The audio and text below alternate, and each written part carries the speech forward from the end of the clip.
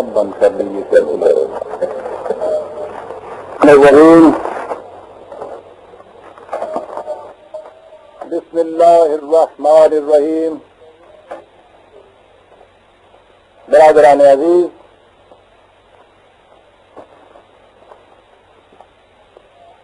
Convention میں مسلسل آنے والے احباب سے یہ امر پوشیدہ نہیں کہ کنونشن کے پروگرام میں ہمارا یہ اجلاس ایک منفرد حیثیت رکھتا ہے. جیسا کہ میں نے پہلی کنونشن میں عرض کیا تھا، یہ عام اجلاس کے جو فارمیلٹیز جسے آپ کہتے ہیں، رسوم اور آداب، ان سے الگ ہٹ کر ایسے ہی ہے جیسے کھانے کے بعد گھر والے ایک جگہ بیٹھ جائیں، وہ اپنے باہمی مسائل کو باہمی بات چیت سے حل کرنا چاہیں، بس اس فرق کے ساتھ کہ ہم ان مسائل کا حل قرآن کریم کی روشنی میں دریافت کرنے کی کوشش کرتے ہیں. میری پوزیشن اس میں اتنی ہی ہے کہ میں قرآن کریم کا طالب علم ہوں. میں ایک عمر سے اس پر غور کر رہا ہوں. ہو سکتا ہے کہ بعض معاملات میں آپ نے مجھ سے بھی زیادہ غور کیا ہو. میں اپنی کسی بات کو نہ حرف آخر سمجھتا ہوں، نہ غلطی سے منزہ. قرآن کو سمجھنے کی ایک انسانی کوشش ہے. اسی کے مطابق میں ان سوالات کا بھی جواب عرض کروں گا. ہماری اس محفل کے آداب میں یہ چیز شامل ہے کہ آپ نے سوال کیا، میں اپنی بصیرت کے مطابق اس کا جواب دوں گا. بحث نہیں یہاں چلے گی، یعنی اس کے بعد یہاں کچھ اعتراضات کی شکل نہیں ہوگی کہ یہ سلسلہ یوں جاری رہے. جو سوالات میرے پاس آ گئے ہیں، ان سوالات کا جواب اپنی بصیرت کے مطابق میں عرض کر دوں گا.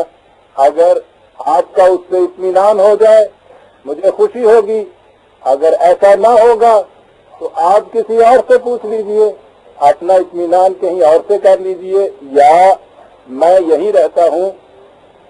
اس کے بعد پھر مجھ سے پوچھئے.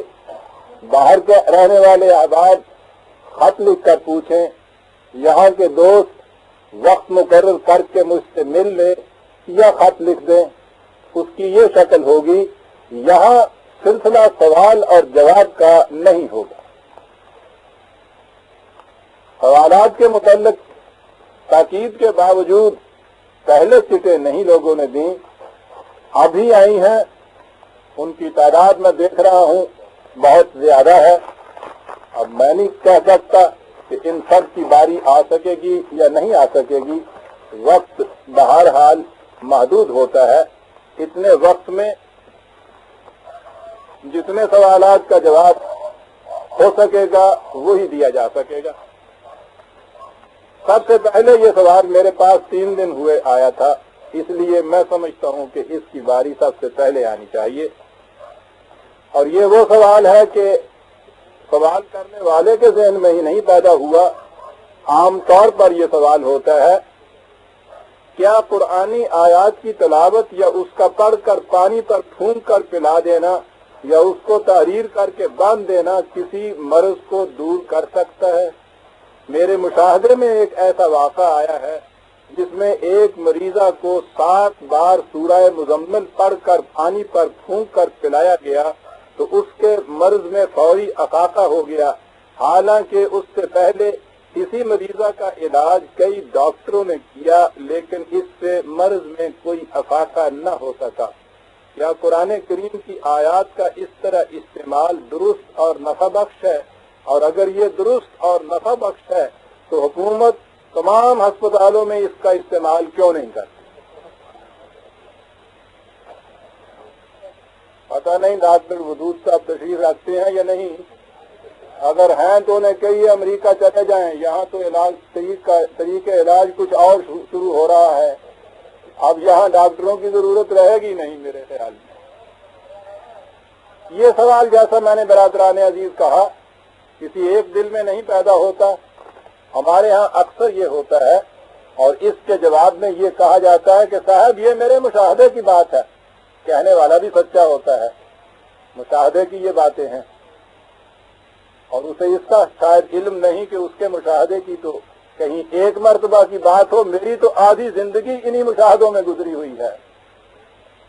अलंदर हरचे गोयद दीदा गोयद, मैंने तो ये इलाज किए हुए हैं। पहली चीज तो ये है कि ऐसी बीमारियां होती हैं कि साहब डॉक्टरों ने उसका इलाज किया, कुछ फायदा नहीं हुआ, और उसके बाद आगे ये होता है कि फलां जगह से कुछ झाड़ फूंक कराया, कुछ अमलियात के जरिए कुछ पानी फूंक के पिलाया, उससे आराम हो गया। और ये वाकयात हैं कि ऐसा होता है, और यही वो चीज है कि जहां इंसान के जहन के अंदर एक इज़्तिराबी कैफियत पैदा होती है कि साहब ये होता है और ये वाकयातन होता है। इसकी वजह ये है कि बीमारियां जिनके मुतल्लिक कहा जाता है कि साहब डॉक्टरी इलाज से या किसी तबीब के इलाज से फायदा नहीं हुआ, इससे पहले तो इनके मुतल्लिक कुछ इल्म नहीं होता था कि ये क्या बीमारियां हैं और कैसे होती हैं। अब हमारे जमाने में एक नई चीज, एक नया इल्म जो आया है जिसे साइकोलॉजी कहते हैं, साइको एनालिसिस कहते हैं और उसके बाद साइकोथेरेपी कहते हैं। ये एक नई चीज है। नफ्सियाती तौर पर साइकोलॉजिकली असर होता है इस किस्म का कि वो जिस्म के अंदर सचमुच की बीमारी एक पैदा कर देता है। वो अजीब किस्म का एक आसाबी सा असर है और उसके मुताल्लिक देखा जाता है कि आम तौर पे दवाइयों से फायदा नहीं हुआ। अब हमारे यहाँ आगे बात आती है, यहाँ चूंकि तवाहम परस्ती है, इस वास्ते यहाँ तो झाड़ फूंक से उस तरफ जाते हैं। यूरोप के ममालिक में अब बाकायदा इसे एक साइंस की हैसियत हासिल हो गई है। वहाँ साइकोथेरेपी के जरिए इलाज किया जाता है। वो साइकोथेरेपी में दवाइयों से इलाज नहीं करते, उनमें बाज ऐसे हैं जो यूं ही एक नफ्सियाती असर पैदा करने के लिए या आसाब को तकवीयत देने के लिए दवाइयां भी दे देते हैं, वरना वो इलाज इसका नफ्सियाती तौर पर करते हैं। इंसान के अंदर एक अजीब किस्म की कुव्वत है और वो नफ्सियाती कुव्वत कहलाती है। उसके ऊपर अजीब किस्म का असर होता है। वो असर आसाब को माऊफ करता है या मुतासिर करता है और उससे बीमारियां पैदा होती हैं। दवाइयों से इलाज नहीं होता, नफ्सियाती तौर पर उसका इलाज होता है और आम तौर पर ये बीमारियां हिस्टीरिया की शक्ल में आती हैं। जवान लड़कियों को आसाबी तौर पर ये बीमारियां होती हैं और नफ्सियाती तौर पर इनका इलाज होता है। उन ममालिक में जैसा मैंने अर्ज किया, इसे एक साइंस की हैसियत दी जा रही है, लेकिन हमारे यहाँ इसका पुराना एक इलाज चला आ रहा था और वो था जिसे हम अमलियात के जरिए से कहते हैं। एक मुद्दत तक तो खुद भी करता रहा मैं। उस जमाने में उस दौर के अकीदे के मुताबिक हम भी इसे यही समझते थे कि ये एक रूहानियत है जिसके जरिए ये होता है, और चूंकि वो मुसलमानों में जो अंदाज है उस रूहानियत का, वो आम तौर पे कुरान करीम की आयात से विर्द किया जाता है, वजीफा किया जाता है, उसके तावीज़ लिखे जाते हैं, اس سے یہ خیال پیدا ہوا کہ قرآن کریم کے الفاظ میں یہ ایک اثر ہے کہ اس سے اس قسم کی بیماریاں جاتی ہیں، اور چونکہ ایسا کرنے سے انہیں آرام ہو جاتا تھا عام طور پر، اس لیے سمجھا جاتا تھا کہ یہ ایک یقینی چیز ہے۔ لیکن تجربے نے بعد میں یہ بتایا کہ اس میں سوال قرآن کریم کی آیات ہی کا نہیں ہے، اصل چیز نفسیاتی اثر پیدا کرنا ہوتا ہے مریض کے اوپر۔ ہمارے ہاں مسلمان مریض جو آئیں گے ان کے ذہن میں قرآن کریم کی عقیدت بڑی ہوتی ہے، قرآنی اعمال کا جب ذکر کیا جائے گا تو پہلے ہی نفسیاتی طور پہ وہ متاثر ہو جاتا ہے، اور جب اس قسم کی چیز کی جاتی ہے تو اس کا نفسیاتی اثر عام طور پر ہو جاتا ہے۔ لیکن اگر کوئی غیر مسلم اس قسم کی مریضہ آتی ہے تو اس پہ اشلوک کے ذریعے سے وہی اثر ہوتا ہے، منتر کے ذریعے سے وہ اثر ہوتا ہے۔ اور یہ عام جو حالات جو ہیں ہمارے یہاں کے گاؤں کے، ان کی تو کیفیت یہ ہے، وہ جو کالا علم جسے کہتے ہیں، یہ ان پڑھ قسم کے لوگ، انہوں نے محمل سے الفاظ کچھ یاد کر رکھے ہوتے ہیں، ان کے ذریعے سے بھی وہ اثر پیدا ہو جاتا ہے۔ سوال اس میں قرآن کریم کی آیات، وید کے منتر، یا ایک وظیفہ ہوتا تھا ہمارے ہاں، یا بوڑ بڑھ کے درخت کو کہتے ہیں، ایک وظیفہ ہوتا تھا یا بدو، اس قسم کے الفاظ کے وظیفے ہوتے تھے۔ سارا راز اس میں نفسیاتی اثر پیدا کرنا ہوتا ہے برادران عزیز۔ اور جیسا میں نے عرض کیا کہ یہ بات ذاتی تجربے اور مشاہدے کی ہے۔ ایک زندگی کا حصہ میں نے بھی قرآن کی آیات کے عمل پر عملیات پہ گزارا، اور اس کے بعد جب یہ تنقید پیدا ہوئی، تحقیق پیدا ہوئی کہ دیکھنا چاہیے کہ ہم سے زیادہ یہ ہندو عمل کرنے والے، وہ منتر کرنے والے، وہ ہم سے زیادہ بہتر طور پر ان بیماریوں کا یوں علاج کر لیتے ہیں یا نفسیاتی اثر پیدا کر لیتے ہیں، وہ کیسے پیدا کرتے ہیں؟ اگر یہ اثر قرآن ہی کی آیات کا ہے تو وہ تو قرآن کو مانتے ہی نہیں، وہ تو مشرک ہے۔ تو چنانچہ جب تجربہ کیا اس کا میں نے، تو بیان ہی جو اثرات ان چیزوں سے ہوتے تھے وہ ان لوگوں کے ان منتروں سے بھی وہ ہو جاتے تھے، حتیٰ کہ جیسا میں نے عرض کیا ہے، جو ہلا کے اس قسم کے جو الفاظ ہیں ان سے بھی اگر اس طریقے کے مطابق قوت ارادی بڑھا لی جائے تو اس کا بھی وہی اثر ہوتا ہے۔ یہ ایک فن ہے، اور اب یورپ اور امریکہ میں تو کیفیت یہ ہے کہ قوت ارادی کو بڑھانے کے بعد وہ جسے ہپنوٹزم کہتے ہیں، یہ چیز وہاں اس حد تک آگے بڑھ گئی ہے، آپ حیران ہوں گے یہ سن کے۔ امریکہ کے ہسپتالوں میں بچوں کے جب آپریشن کرنے ہوتے تھے تو وہاں کلوروفارم جب دیا جاتا ہے تو بچوں کے اوپر اس کا بعض اوقات اثر بڑا مضر پڑتا ہے، یا اس کے آفٹر ایفیکٹ بڑے خراب ہوتے ہیں۔ یہ پرابلم تھی ان کے لیے کہ کیا کیا جائے ان کے علاج کے سلسلے میں۔ چنانچہ وہاں اب ہپنوٹسٹ ڈاکٹرز ہیں، بچوں کو وہ ہپنوٹائز کرتے ہیں، اپنی قوت ارادی کو ڈیولپ کرنے کے بعد اثر انداز ہوتے ہیں ان کے اوپر، اور آپ یہ سن کر حیران ہوں گے کہ اس طرح سے ہپنوٹائز کرنے کے بعد بڑے بڑے میجر آپریشن بغیر کسی قسم کی کلوروفارم کے یا لوکل وہ سن کرنے کا جسے کہتے ہیں، اس کے بغیر وہاں آپریشن کیے جاتے ہیں ان چیزوں میں، اور اس مریض کو کچھ پتہ نہیں ہوتا کہ کیا ہو رہا ہے میرے ساتھ، بے ہوش بھی نہیں ہوتا، وہ ہپنوٹائز کیا ہوا ہوتا ہے۔ یہ جتنی چیزیں جن سے اس قسم کی نفسیاتی بیماریوں کا علاج ہو جاتا ہے یا اس کا یہ اثر قبول کر لیتے ہیں، وہ صرف ول پاور کا ایک کرشمہ ہے، قوت ارادی کو اپنے ڈیولپ کر لینے کا، اور نفسیاتی طور پہ اس کا اثر ہوتا ہے۔ کیونکہ مسلمان اسے قرآن کریم کے الفاظ سے کرتے تھے، اس واسطے وہ قرآن کی برکت سمجھی جاتی تھی۔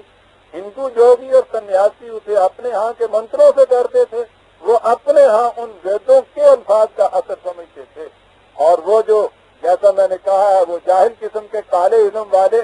اپنی اپنی بیویوں کے متعلق سمجھتے تھے کہ یہ ان کا اثر ہے.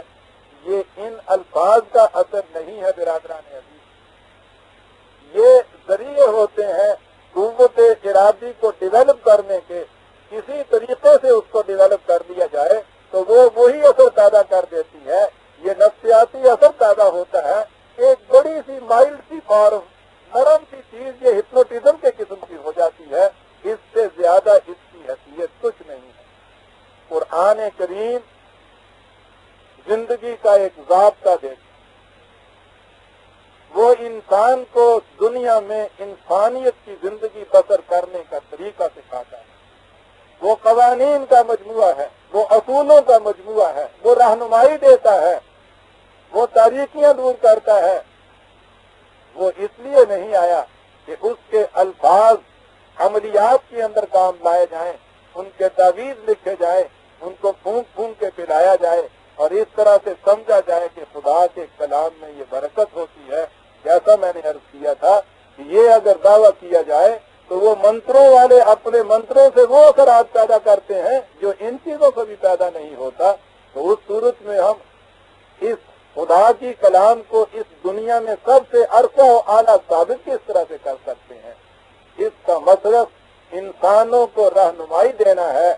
اس قسم کے تعویذ اور گنڈوں اور امراض اور پھونک کر اس قسم کے علاج کرنا اس کا مقصد نہیں ہے.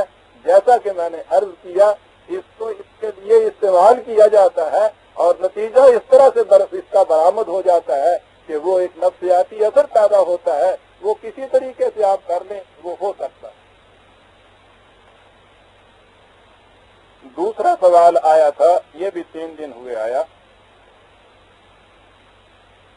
قرآن پاک میں انسان کی غلطیوں کی جو سزا بتائی گئی ہے وہ انسان کے جرم کے لحاظ سے بہت زیادہ سخت لگتی ہے.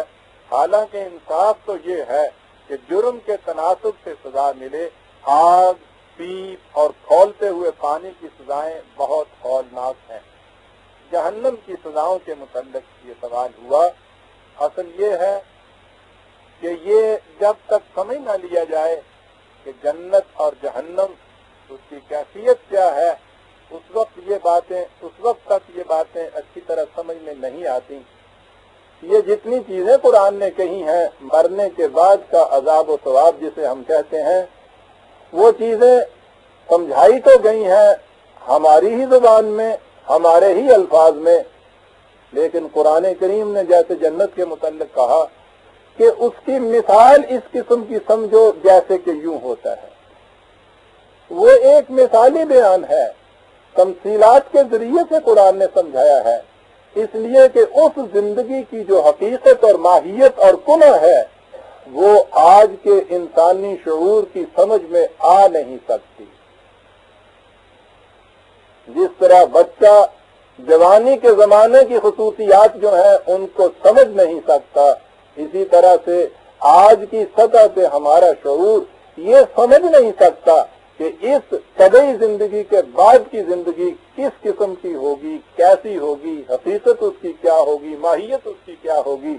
اور جب اس زندگی کے متعلق نہیں معلوم تو اس زندگی میں جسے ہم سزا اور جزا کہتے ہیں اس کی نوعیت کیا ہوگی، کیفیت کیا ہوگی، یہ بھی ہم آج کے شعور کی سطح پہ سمجھ نہیں سکتے. قرآن کریم نے انہیں ہماری زبان میں موجودہ شعور کی سطح پر طبعی زندگی کے جو الفاظ ہیں، فزیکل لائف کے جو الفاظ ہیں، بیان ان میں کیا ہے، لیکن مقصود اور مفہوم اس سے الگ ہے.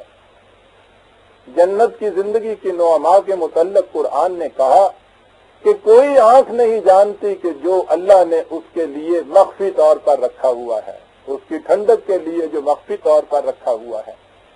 اور اس کے بعد وہ جنت کی نعما کا ذکر تو ہے، تو الفاظ تو وہ ہمارے ہی ہیں. تمام وہ چیزیں ہیں کہ جن سے ہم اس موجودہ زندگی میں خوش ہوتے ہیں، طبیعت کو سکون حاصل ہوتا ہے، لذت ملتی ہے، لیکن اس کی کیفیت وہ نہیں جو اس زندگی کی لذتوں کی کیفیت ہوتی ہے، وہ اس سے الگ چیز ہے. اسی طرح سے جہنم کی آگ جسے آپ کہتے ہیں، آگ کہنے سے تو ہمارے ذہن میں یہی آگ آتی ہے جو لکڑیوں سے اور ایندھن سے شعلے بن کے لپکتے اٹھتے ہیں. اس لیے ہمارے ذہن میں بھی یہ آتا ہے کہ ایک بہت بڑا گڑھا کھدا ہوا ہوگا، اس کے اندر بہت بڑا وہ ایندھن ہوگا، جل رہا ہوگا، اور اس ایندھن میں پھر جلتے ہوئے کوئلوں دہتے ہوئے میں انسانوں کو چھوڑا جائے گا، اور پھر اس میں وہ کھولتا ہوا پانی، اور جیسا یہ کہا گیا ہے پیپ اور یہ آگ کی سزائیں ہوں گی۔ بات یہ نہیں ہے برادران عزیز، جنت اور جہنم، اس کا عذاب اور اس کی نعمتیں آئندہ زندگی کی کیفیات کا نام ہے۔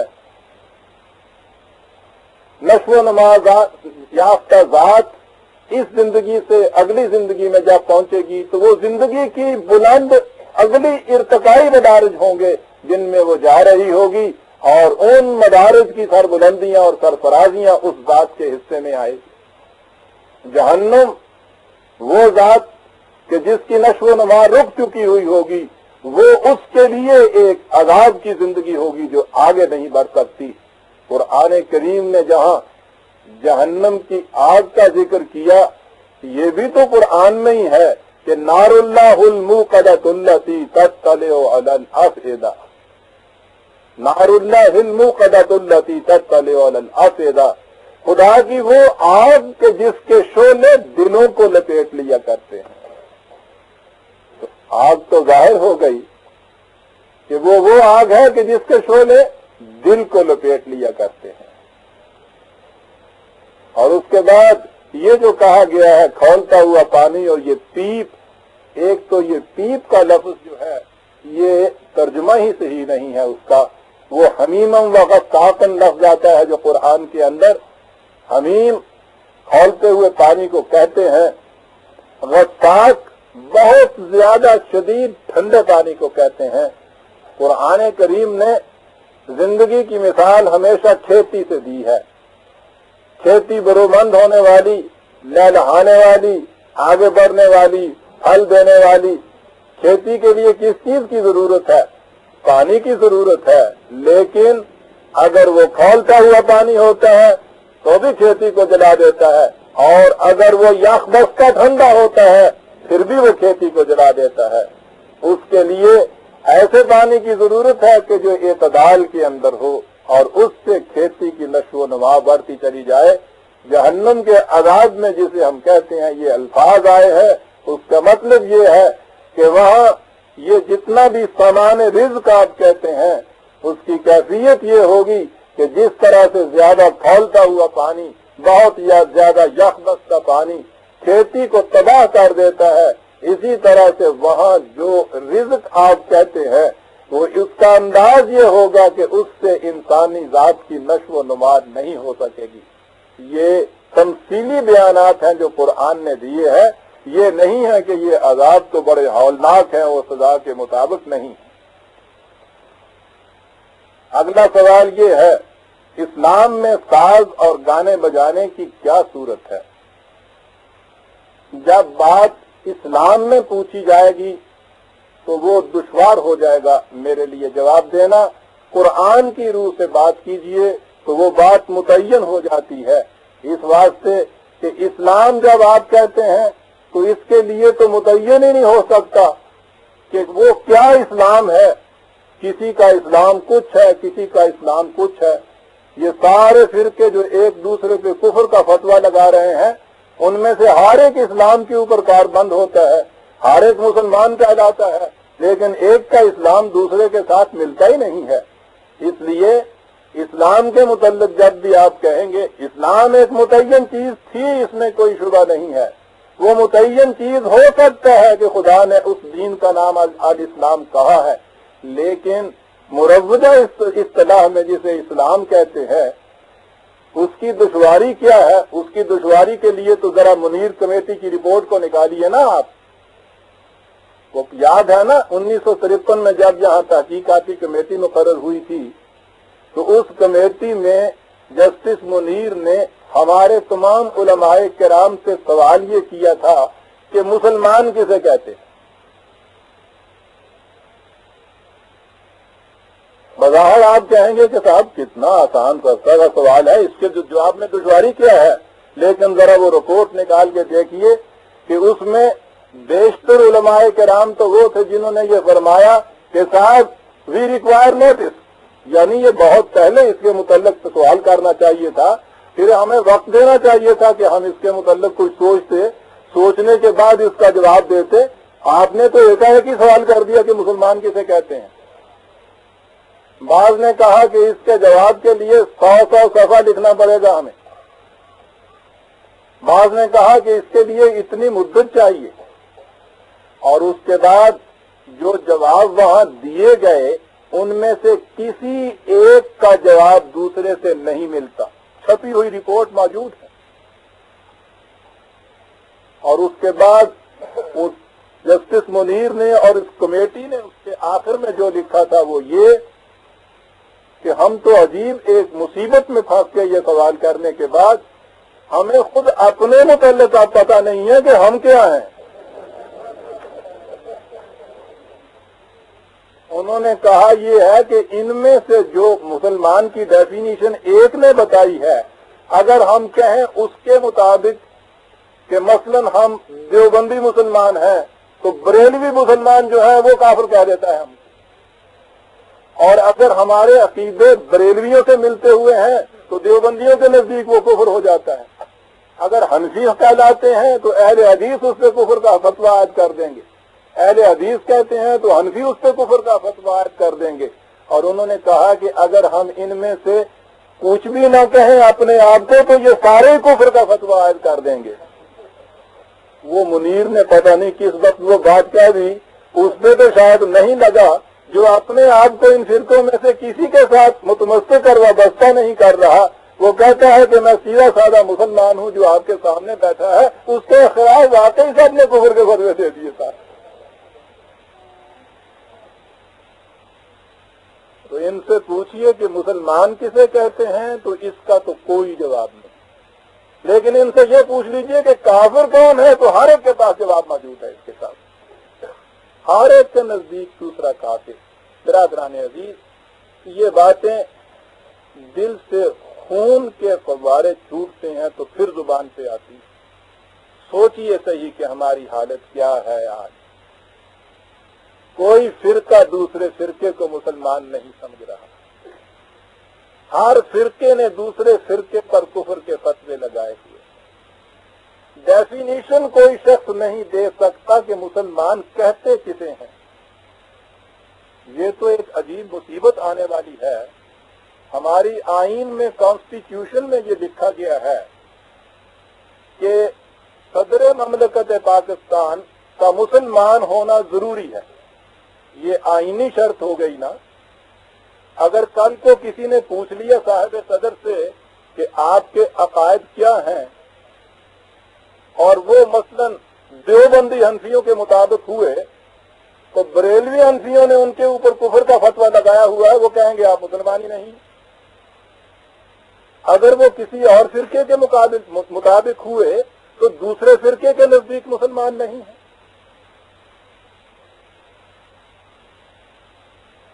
اس بات کے ثابت کرنے کے لیے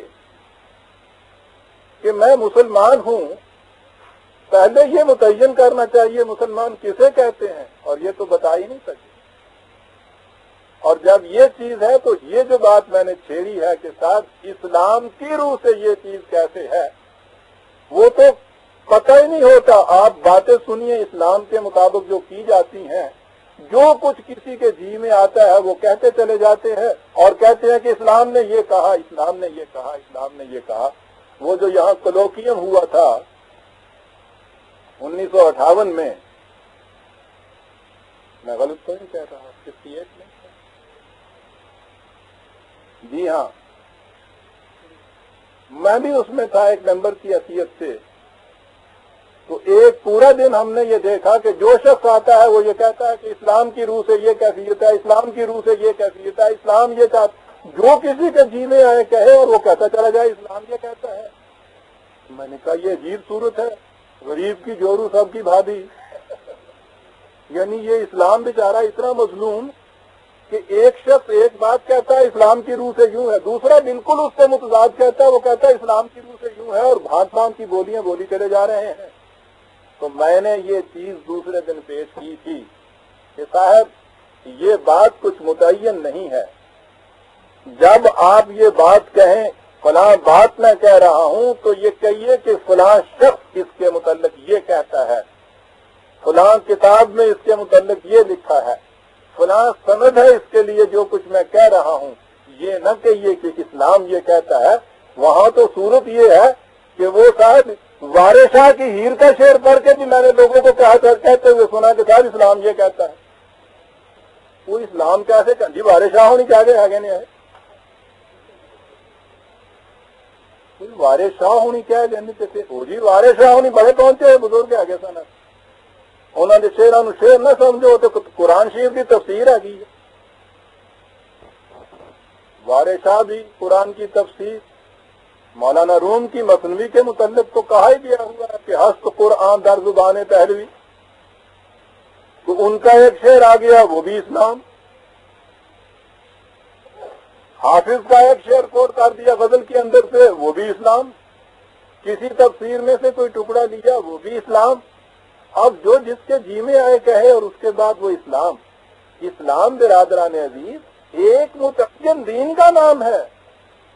یہ نہیں ہے کہ جو کچھ کسی کے جی میں آئے کہہ دے اور وہ اسلام ہو جاتا ہے. تو اسلام کو جب تک متعین نہیں ہوتا ہمارے ہاں اس وقت تک کی صورت یہ ہے کہ ایک متعین چیز ہمارے پاس موجود ہے اور وہ چیز ہے کہ جو تمام مسلمانوں کے نزدیک بنیادی ہے اسلام کی، اور وہ خدا کی کتاب ہے.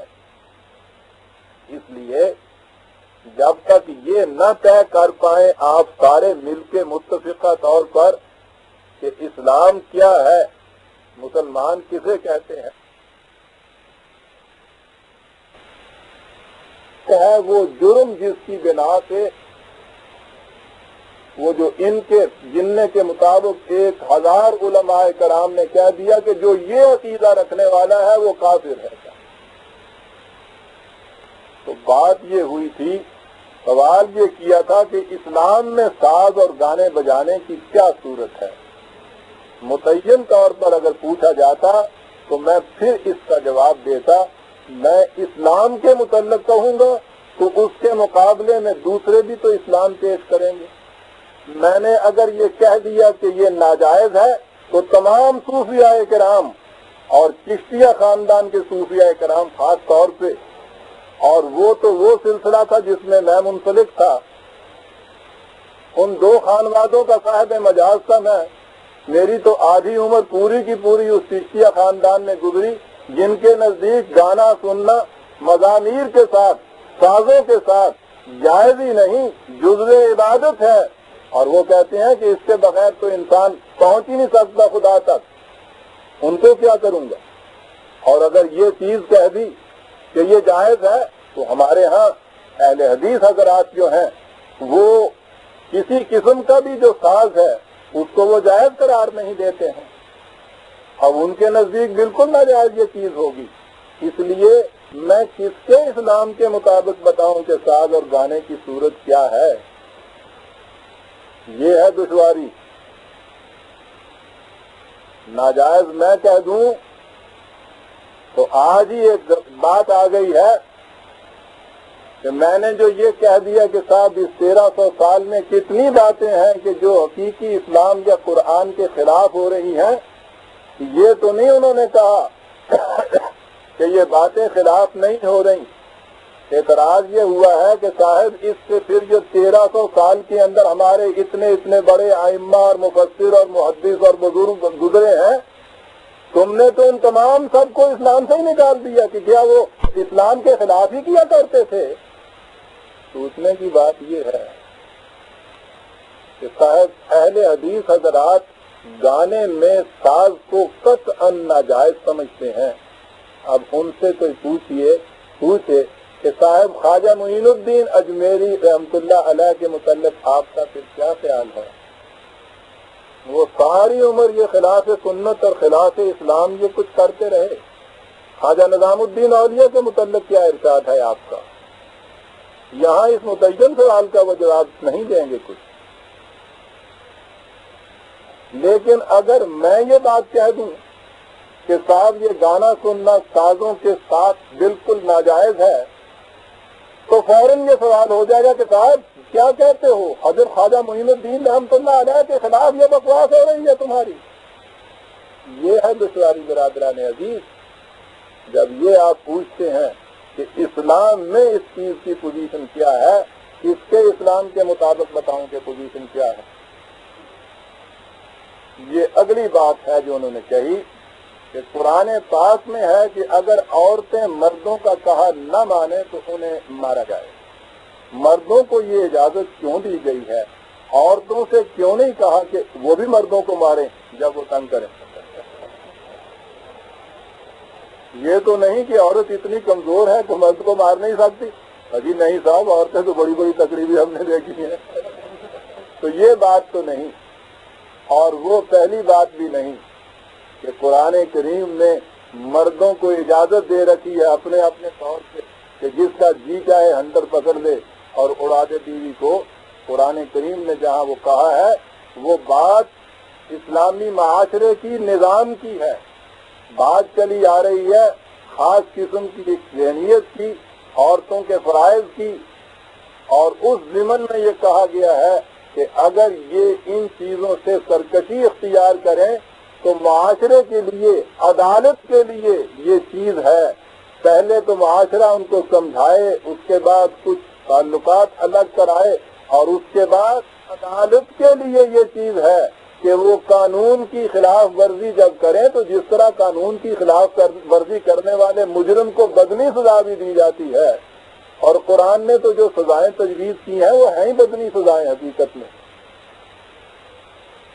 اس طرح سے اگر وہ اس جرم کا ارتکاب کرے تو انہیں اس جرم کی سزا عدالت کی طرف سے بدنی سزا دی جا سکتی ہے. جیسے اور جرائم کی سزا یہ ہے، ہر مرد کو یہ حق حاصل نہیں ہے یا خاوند کو حق حاصل نہیں ہے کہ وہ اپنی بیوی کو جب جی چاہے مارنا شروع کر دے اور اس کے بعد کیا ہے کہ صاحب قرآن شریف نے مجھے اس کی اجازت دی ہوئی ہے. قرآن ہر ایک کو یہ اجازت نہیں دیتا. وہ عدالت کے لیے ہے جرم کی سزا. اسے سمجھ لیجیے.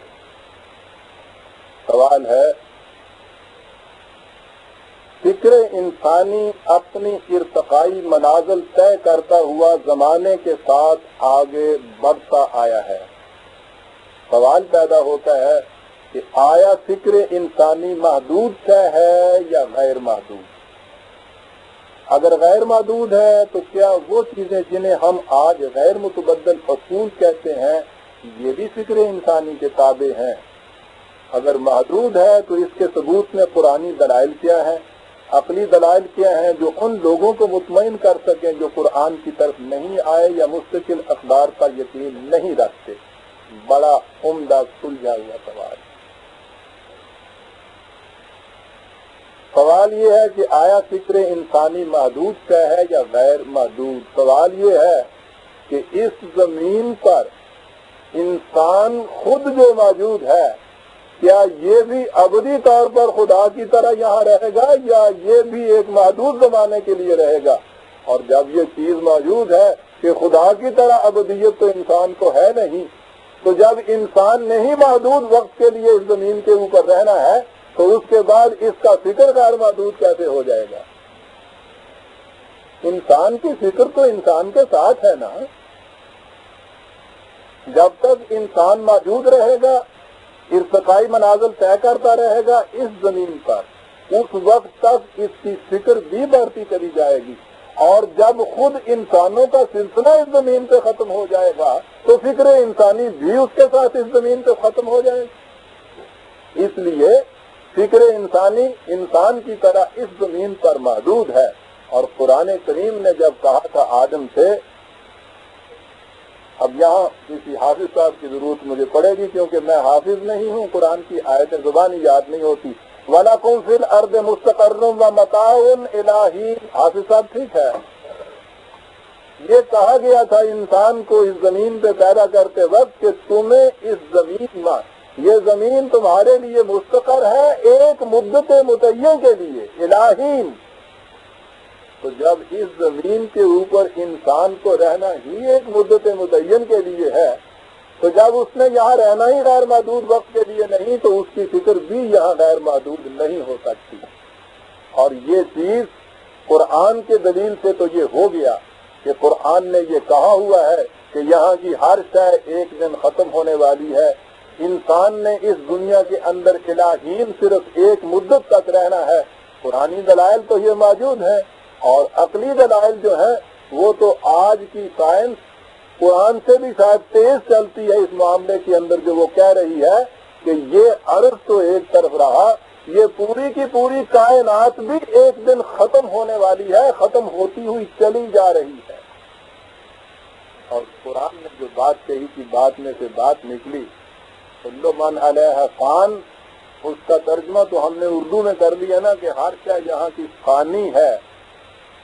یہ جو فان ہے اس میں فاعل، اس کے معنی ایک دن جا کر فنا ہونے والی نہیں ہوتا، بلکہ وہ شے کہ جو ہر آن اس طرح سے ہوتی ہوئی چلی جا رہی ہے، یہ اس کا ترجمہ ہوتا ہے.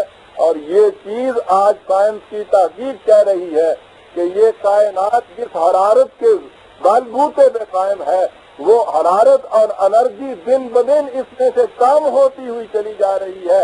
اس لیے اس کائنات کا ہر لمحہ فنا کی طرف بڑھتا ہوا چلا جائے گا. تو جب یہ کائنات موجودہ سائنس کے مطابق ہی غیر محدود نہیں ہے اس کی ایگزسٹنس، تو یہ زمین بھی غیر محدود عرصے کے لیے نہیں ہے. اس زمین کے اوپر انسان کی زندگی یا اس کی نسل بھی غیر محدود عرصے کے لیے نہیں ہے. اس لیے جو لوگ قرآن یا وحی کو نہیں مانتے وہ تو ہم سے پہلے اس کائنات کے متعلق یہ کہتے چلے جا رہے ہیں کہ یہاں یہ ختم ہونے والی ہے کائنات.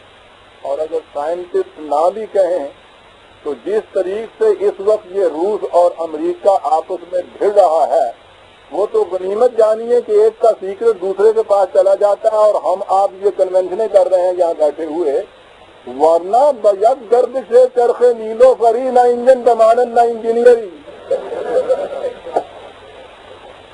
وہ تو کہہ رہے ہیں کہ صاحب ایک بم اس پوری کی پوری نو انسانی کو ختم کرنے کے لیے کافی ہے صاحب.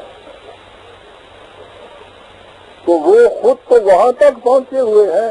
اس لیے سائنس اور انسان کے اصلی تجربات کی بنا پر تو اس کائنات میں ہی یہ چیز نہیں کہ غیر محدود عرصے تک رہے، کہ جائے کہ انسان غیر محدود عرصے تک ہو. اور جب انسان ہی غیر محدود عرصے تک نہیں تو پھر اس کی فکر غیر محدود عرصے تک کہاں ہوگی. یہ تو قرآن ہے کہ جو اس سطح عرض کی زندگی کو محدود قرار دینے کے باوجود انسان کو آگے بڑھاتا ہے اور اس کو غیر محدود طور پر آگے لے جاتا ہے. سائنس تو اس سے پیچھے رہ جاتی ہے. آگے چل کے اس کی فکر کیا ہوگی، وہ بہت آگے چلے گی اور وہاں غیر متبدل اصول بھی اس کے مطابق اس کو مل جائیں گے. یہ پھر سلسلہ اور آگے چلے گا. یہی آپ کا نشیمن نہیں ہے. اس کے علاوہ اور بھی چمن اور بھی گلستاں اور بھی ہیں. اور وہاں جانے کے بعد جو فکر انسانی، اگر وہ انسان کی فکر یوں ہی ہوئی، جو وہ آگے بڑھے گی اس کے مطابق ہی اور اصول بھی زندگی کے غیر متبدل ملتے ہوئے چلے جائیں گے. جب کسی کے برے سلوک سے اپنی ذات مضمحل ہو جاتی ہے تو یہ عزم ہلال کس برے عمل کا نتیجہ ہے، جبکہ برا عمل کرنے والا دوسرا شخص ہے. یہ جو ذات مضمحل ہو جاتی ہے اس کے تو معنی ہی یہ ہے کہ یہ ذات ابھی اتنی مستحکم ہوئی نہیں ہے. مستحکم ذات وہ ہوتی ہے کہ جو ان خارجی حوادث اور واقعات سے یہ اثر نہیں دیتی ہے کہ ذرا سا باہر پتا کھڑکا اور ذات مضمحل ہو گئی. مستحکم ذات کی تو کیفیت یہ ہوتی ہے کہ موت کا سب سے عظیم جھٹکا بھی جو اس کو آتا ہے تو وہ بھی اس کا کچھ نہیں بگاڑ سکتا. یہ جائے کہ وہ دنیا کے چھوٹے چھوٹے نقصانات کسی کی بات کہنے سے، کسی کے برے سلوک سے مضمحل ہونی شروع ہو جائے، اگر وہ مضمحل ہوتی ہے تو سمجھ لیجئے کہ ذات کی نشو و نما نہیں ہوئی. ذات کی نشو و نما کی تو کیفیت اس کی کیفیت وہ اقبال کے اس مثال کے اندر کہ با اضطراب موج سکون گوہر بدے، سیب کے اندر ایک موتی، اس کو سمندر کی طغیانیوں میں چھوڑ دیا جائے تو وہ طغیانیاں اس کو نیچے اوپر ادھر ادھر لیے پھریں، وہ کہتا ہے کہ اس کے اندر کا جو موتی ہے اس کی خاد میں ذرا سا خلل نہیں پڑتا۔ مستحکم نشو و نما یافتہ ذات کی پہچان یہ ہوتی ہے کہ خارجی حوادث اسے کسی طرح سے بھی مضمحل نہیں کرتے۔ اگر وہ اثر پذیر ہو رہی ہے چھوٹے چھوٹے واقعات سے تو سمجھ لیجئے کہ اس ذات کی ابھی نشو و نما نہیں ہوئی، اور نشو و نما نہ ہونا اس کا وہ جرم ہے کہ جس کی بنا پہ پھر اس پہ یہ اثر پڑ رہے ہیں۔ جب تک قرآنی معاشرہ قائم نہیں ہوتا ہم اپنی ذات کی نشو و نما صحیح معنوں میں کس طرح کریں؟ اس معاشرے کے قائم کرنے کے لیے جد و جہد کرتے چلے جائیں، یہ ہے ہماری ذات کے نشو و نما کرنے کا طریقہ۔ اور پھر انفرادی طور پہ بھی تو ایسے اعمال ہوتے ہیں کہ جن سے ذات کی نشو و نما ہوتی ہے، جسے آپ نشو و نما کا ذریعہ سمجھتے ہیں، جسے ربوبیت کہتے ہیں۔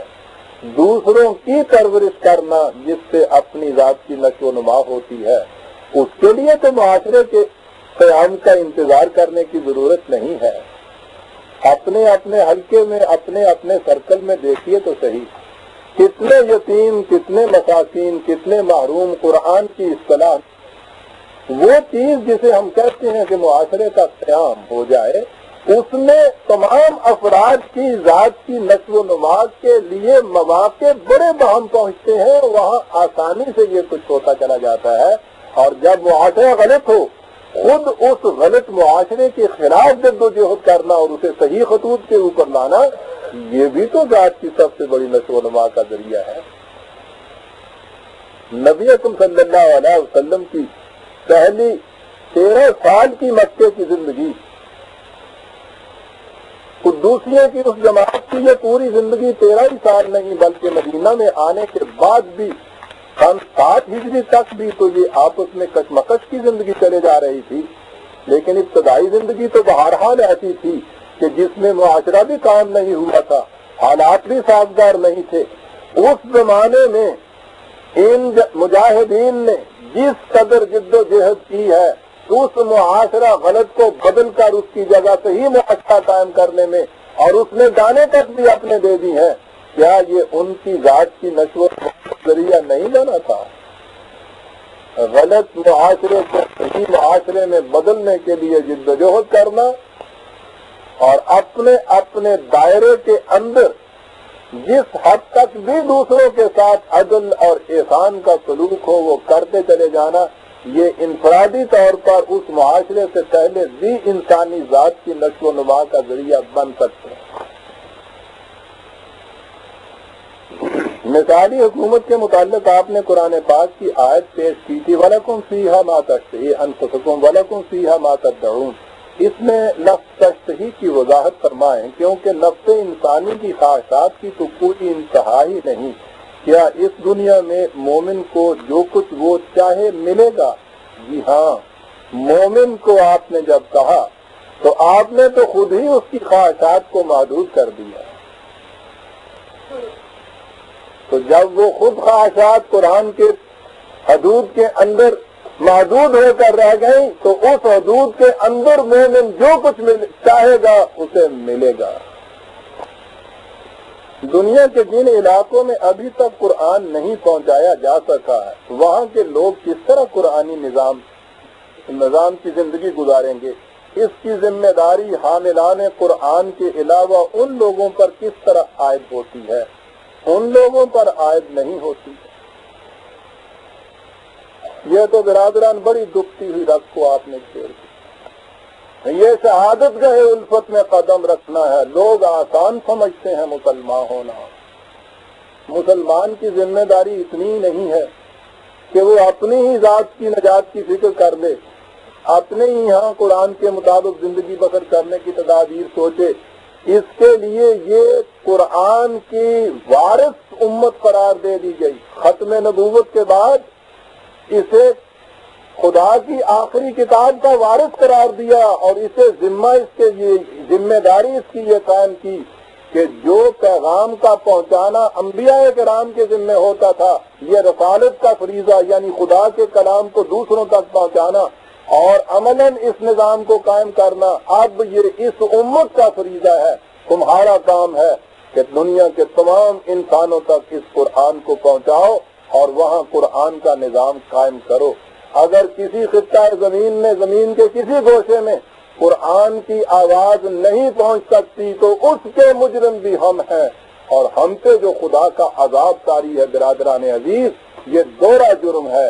ایک یہ کہ ہم نے اپنے ہاں وہ قرآن کا معاشرہ قائم نہیں کیا، اور دوسرا جرم یہ کہ انسانیت کو ہم نے اس قرآنی معاشرے سے محروم رکھا ہوا ہے. ان کے جرم کی سزا بھی ہمیں مل رہی ہے اور اس کے بعد بھی ہمیں ملے گی. یہ کوئی چھوٹا فریضہ نہیں ہے برادران عزیز، یہ مسلمان ہو جانا جو ہے. یہ تھی امت جس کے لیے کہا تھا اخرجت للناس، تمہیں تمام نوع انسانی کی نفع بخشیوں کے لیے پیدا کیا گیا ہے. وَكَذَلِكَ جَعَلْنَاكُمْ أُمَّةً وَسَطًا لِتَكُونُوا شُهَدَاءَ عَلَى النَّاسِ، تمہیں اس لیے بین الاقوامی قوم ہم نے پیدا کیا ہے تاکہ تم تمام نوع انسانی کے اعمال کی نگرانی کرو. یہ ذمہ تھا اس قوم کا، اس امت کا، اسے پیدا اس لیے کیا گیا تھا. تو جس قوم کی کیفیت یہ ہو کہ وہ اپنی نگرانی کے لیے بھی دوسروں کی محتاج ہو جائے کہ وہ تمام نوع انسانی کے اعمال کی نگران بننے کے لیے پیدا کی گئی تھی. تو جہاں جہاں دنیا کے اندر ظلم اور فساد ہو رہا ہے برادران عزیز، اسی حصے سے امت مسلمہ جو ہے اس کے جرم میں اضافہ ہوتا چلا جا رہا. یہ اپنے جرائم کو بھی اپنی پیٹھ پر لاد کے لے جائے گی، اور قرآن نے کہا ہے کہ اپنے بوجھ بھی اور ان کے بوجھوں کا کچھ حصہ بھی یہ لے کے وہاں جائے گی. ہمارے لیے تو دوہرا جہنم ہے برادران عزیز. تو جہاں یہ چیز نہیں پہنچی اس کے ذمہ دار یہ قوم ہے کہ جس نے اس امانت کو اٹھا لیا تھا.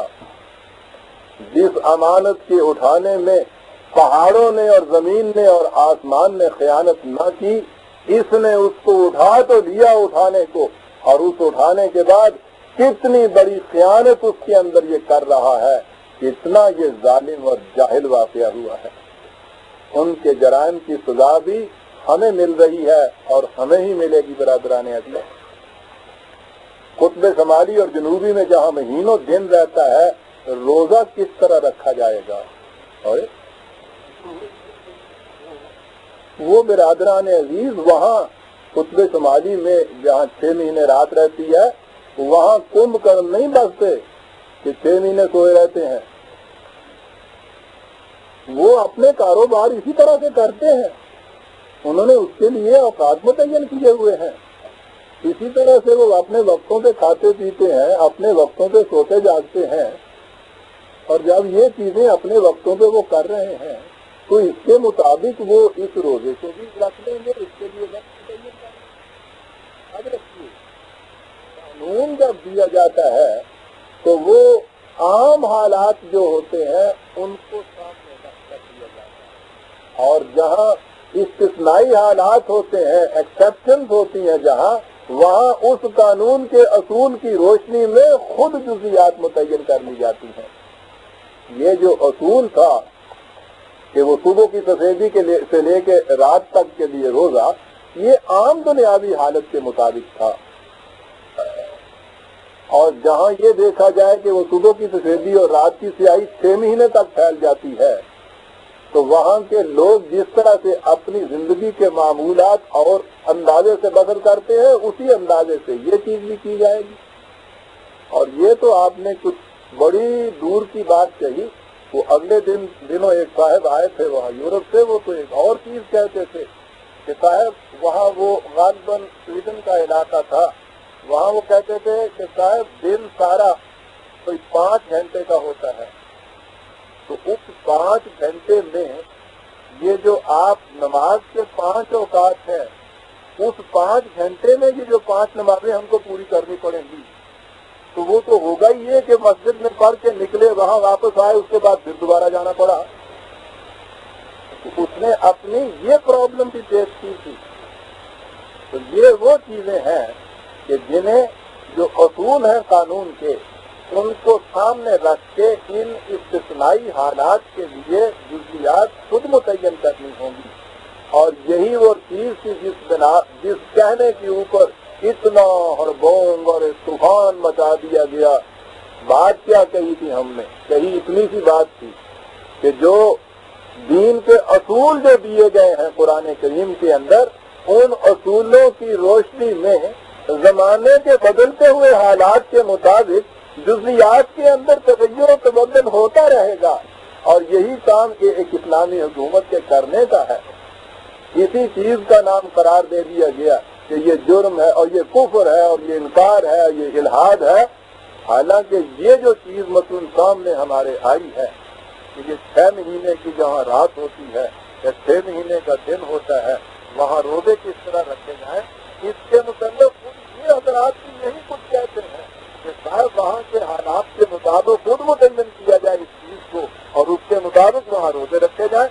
یہ وہاں کہے تو عین اجتہاد اور عین ایمان، اور وہی چیز ہم کہیں کہہ دیں تو کفر اور الحاد۔ جب میں چلوں تو سایہ بھی میرا ساتھ نہ، جب میں چلوں تو سایہ بھی میرا نہ ساتھ دے، جب تم چلو زمین چلے آسمان چلے۔ سوچیے تو صحیح، یہ استثنائی حالات ہیں جن کے ماتحت جزیات سے متعین کرنا ضروری ہو جاتا ہے، تو اسے اس طرح سے کیا جائے۔ سوال ہے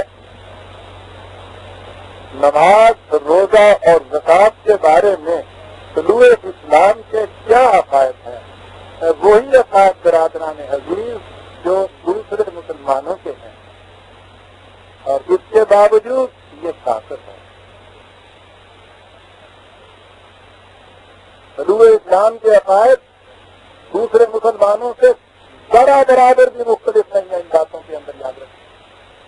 طلوع اسلام ایک بار نہیں، 20ویں مرتبہ لکھ چکا، بار بار اعلان کر چکا کہ جس طریق سے امت کے مختلف فرقے ان چیزوں کو ادا کرتے چلے آ رہے ہیں، ان میں کسی قسم کا رد و بدل کرنا یا کسی نئے طریقے کا وضع کرنا ہمارے نزدیک اس کا کسی کو حق حاصل نہیں ہے۔ اسی کے مطابق اس پہ عمل کرنا ہوگا، اور اس میں پھر وہ ذاتی بات آ جاتی ہے، جیسا کہ میں نے کل صبح کہا تھا اپنے خطبہ میں کہ میں خود حنفی گھرانے میں پیدا ہوا ہوں، میں ان چیزوں کو حنفی طریقے فقہ کے مطابق خود ادا کرتا ہوں۔ ہم نے وہ لوگ بھی ہیں جو شیعہ عقیدہ رکھتے ہیں، وہ اپنی اپنی نماز شیعہ طریقے سے ادا کر رہے ہیں۔ کہتے ہم یہ ہیں کہ ان چیزوں میں آپس میں فرق متضل نہ کریں۔ اگر کوئی یہاں ہاتھ رکھتا ہے تو یہ کہو کہ اس کی اپنے طریقے کے مطابق نماز ہو گئی، اگر کوئی نیچے ہاتھ رکھتا ہے تو اس کے طریقے کے مطابق نماز ہو گئی، لیکن اس کا کسی کو حق حاصل نہیں ہے کہ ان طریقوں کے اندر کوئی تبدیلی کسی قسم کی وہ پیدا کرے۔ اس لیے برادران عزیز، طلوع اسلام کا ان معاملات میں وہی مسلک ہے کہ جو دوسرے مسلمانوں کا مسلک ہے۔ تو مصیبت یہ ہے کہ نہ کوئی طلوع اسلام پڑھتا ہے اور نہ کوئی آ کے پوچھتا ہی ہے کہ تم کہتے کیا ہو۔ وہ ایک چیز وہاں چلا دی جاتی ہے اور اس کے بعد ساری دنیا میں دب دب دب دب دب ہونے لگ جاتا ہے یہ طلوع اسلام یہ کہتا ہے، طلوع اسلام یہ کہتا ہے، اور آپ کو پتا ہے کہ پھر یہ بھوکا دلیری کتنی حد تک بڑھ جاتی ہے۔ ایک تازہ واقعہ اور بڑا ہی دلچسپ، 10 تاریخ کو ہفتہ کا دن تک آئے کہ نہیں صاحب یہ مہینے سے پہلے بول رہے تھے۔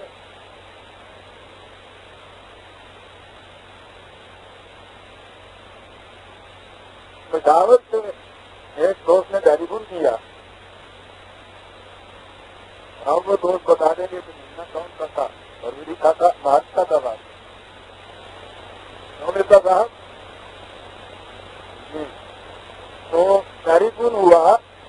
کہ پرویز صاحب آپ کب تشریف لا رہے ہیں پشاور؟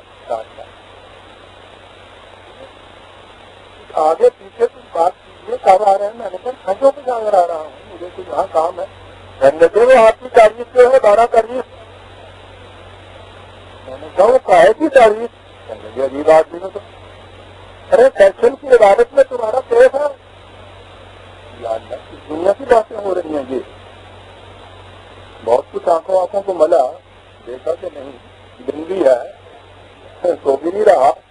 بات کرنے والے بالکل اپنے قریبی دوست ہیں، آواز ان کی پہچان رہا ہوں، مرزا صاحب جی تو تھے۔ میں نے کہا صاحب کیا بات کرنے کے صاحب کیا کر رہے ہو؟ تم مذاق کر رہے ہو؟ 12 تاریخ کو سیشن کے کورٹ میں آپ کی طرف سے دائر کردہ جو مقدمہ ہے اس کی پیشی ہے۔ جمعے کے دن یہاں پشاور کی تمام مسجدوں میں دعائیں مانگی گئی ہیں کہ اس منکر حدیث بدبخت نے ایک حامی سنت کے خلاف جو پرنٹر ہے کسی پریس کا، سیشن کی کورٹ میں دعویٰ دائر کر رکھا ہے، دعا مانگے کہ خدا اس منکر حدیث کو غارب کرے، خاصر و ناکام کرے، اس کے حصے میں ذلت آئے اور خدا اس کو کامیاب کرے۔ ساری مسجدوں میں دعائیں مانگی گئی ہیں۔ یا میرے اس دنیا کی باتیں ہو رہی ہیں، شاید مجھے تو کچھ پتہ نہیں۔ وہ ادھر اپنی طرف ناراض ہو رہے ہیں، کہتے ہوں گے کہ صاحب دیکھیے ہم سے بھی چھپا رہا ہے۔ یہی تھا نا میرے ساتھ۔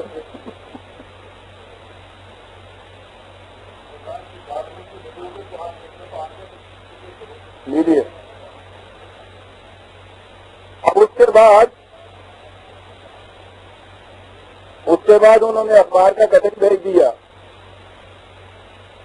وہاں کے اخبارات کے اندر یہ خبر شائع ہوئی تھی، جمعے میں دعائیں مانگی گئی۔ پھر اس کے بعد دوسرے دن کے اخبار میں یہ چیز تھی کہ 12 تاریخ مقرر ہو گئی فلاں سیشن جج کے کورٹ میں۔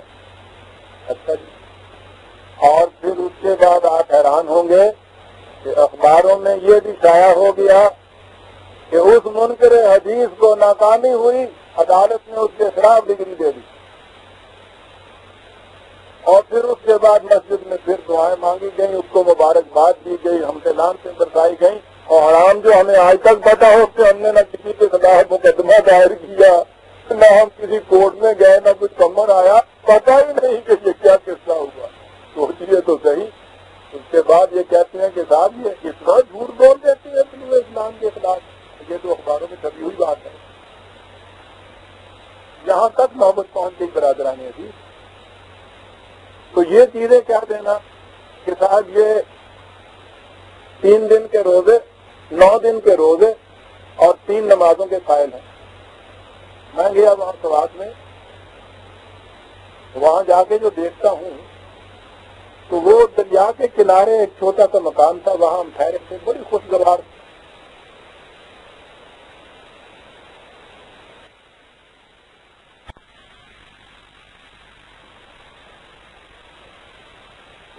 فضا۔ میں وہاں باہر برآمدے میں نکل کے نماز پڑھتا تھا تو میں دیکھوں ادھر سے ادھر سے جھانک رہے ہیں، کیا جھانک رہے ہیں یہ؟ 2-1 دن تو ہوتے رہا، اس کے بعد 2-1 آدمی آگے آ ہی گئے۔ وہ کہنے لگے صاحب معاف کیجیے گا، وہ تو بدظنی سی ہو گئی آپ کے متعلق، بات تو وہ کچھ نہیں نکلی۔ میں نے کہا کیا بات ہوئی؟ کہنے لگا آپ کے آنے سے بیشتر یہاں ہراول دستہ پھر رہا تھا بہت بڑے علماء کرام کا، وہ کہہ رہا تھا کہ ایک آ رہا ہے بہت بڑا فتنہ، اور اس کی پہچان یہ ہے کہ وہ 3 نمازیں پڑھتے ہیں، ہر نماز میں 1 رکعت ہوتی ہے، ہر رکعت میں صرف 1 سجدہ ہوتا ہے۔ اب جو ہم نے آ کے دیکھا تو آپ تو اسی طرح سے وہ 4 رکعتیں پڑھ رہے ہیں روز کی، مثلاً اسی طرح سے وہ 2 سجدے بھی آپ کر رہے ہیں، وہی 5 نمازیں ہیں۔ حیرت ہے ہمیں۔ تو کہنے لگے کہ ہم پھر گئے وہاں جا کے ہم نے قید شریف میں جو ان کا مرکز تھا ان سے جا کے پوچھا کہ صاحب وہ تو اسی طرح سے نماز پڑھتے ہیں۔ کہنے لگے وہ باہر برآمدے میں ایسے پڑھا کرتے ہیں، کمرے میں وہی 3 پڑھا۔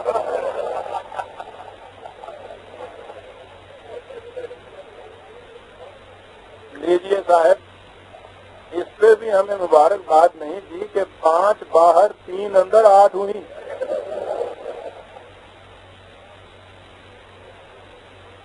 پڑھ رہے ہیں سر 9 دن کے روزے 3 دن کے. اور ان کے بڑے بڑے قابل اعتماد وہ لوگ کہ جو یہ سمجھتے ہیں کہ ہمارے فتوے سے خدا کے حضور میں ان کے کفر اور ایمان کے فیصلے ہوتے ہیں. یہ ان کی کیفیت ہے برادران. کس کا رونا رویا جائے. تو برادران ایمان، طلوع اسلام کا اس بارے میں وہی عقیدہ ہے کہ جو تمام مسلمانوں کا عقیدہ ہے، اس میں کوئی فرق نہیں ہے.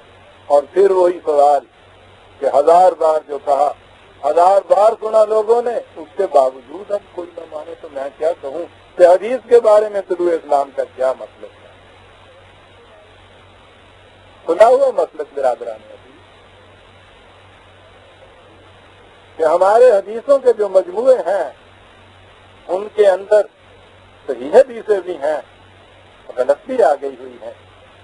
صحیح اور غلط کا معیار یہ ہے کہ جو چیز قرآن کریم کے مطابق ہے، اس سے نبی اکرم صلی اللہ علیہ وسلم کی شان مبارک پر کوئی تان نہیں پڑتا ہے، وہ صحیح حدیث ہے. جو قرآن کے خلاف ہے اور اس سے رسول اللہ صلی اللہ علیہ وسلم کی ذات اقدس پہ کوئی حرف آتا ہے، اسے ہم وضیع سمجھتے ہیں. یہ ہے طلوع اسلام کا عقیدہ حدیثوں کے متعلق. کیوں برادران عزیز، کوئی کفر کی بات تو نہیں اس میں نظر آئی آپ کو؟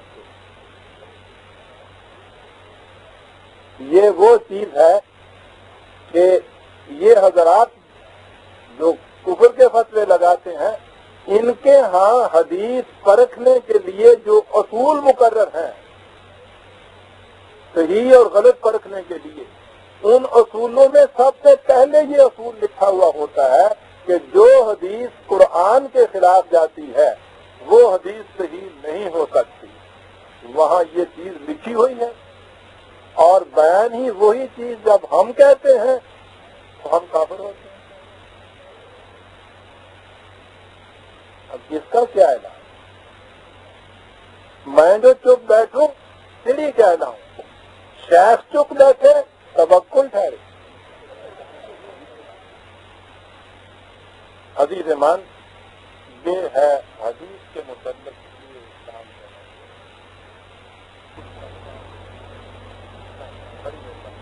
اسلام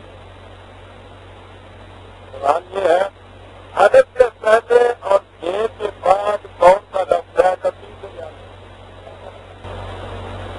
جواب تو ایک دے گیا ہے، لیکن پھر وہ اس نے کہا تفصیل سے بیان کیجیے.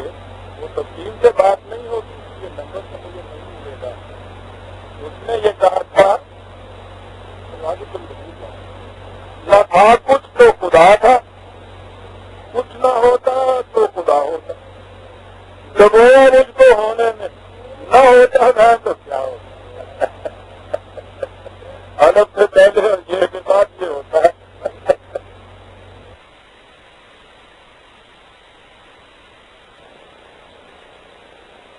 حاصل کرنے میں دو کرتا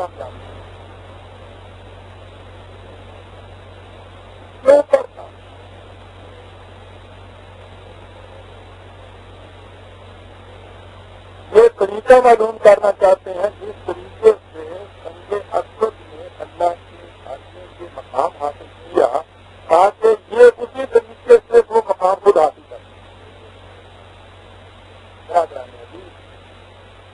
آپ رکھیے گا. میں سمجھا نہیں.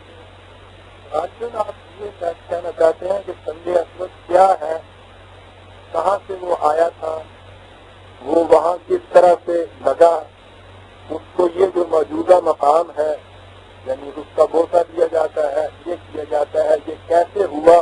شاید یہ ہے منشا. اس سے سنگ اسود کی تاریخ غالباً یہ معلوم کرنا چاہتے ہیں.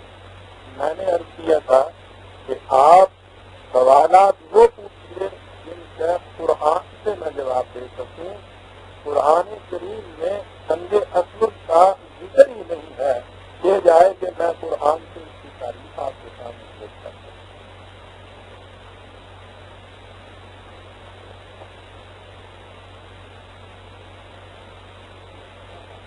شہید کی تاریخ کیا ہے، یعنی شہید کسے کہتے ہیں؟ غالباً اس معنی میں یہ لفظ سوال کرنے والے بھائی نے استعمال کیا ہے، اس معنی میں یہ ہمارے ہاں لفظ استعمال ہوتا ہے، یعنی جو اللہ کی راہ میں جان دے دے اسے شہید کہتے ہیں، اس معنی میں واقعی یہ لفظ استعمال کیا ہے۔ قرآن کریم میں یہ لفظ ان معنی میں خدا کی راہ میں جان دینے والوں کا ہے، لیکن قرآن کریم میں ان کے لیے یہ لفظ استعمال ہے۔ اب اگر آپ یہ تعریف سنتے ہیں تو قرآن نے یہ کہا ہے کہ جو خدا کی راہ میں مارا جائے اسے تم مردہ نہ کہو، تو اگر یہ ہمارے ہاں جو اصطلاح میں عام طور سے شہید کہا جاتا ہے یہ انہیں کو کہا جاتا ہے جو خدا کی راہ میں اپنی جان دے دیتے ہیں۔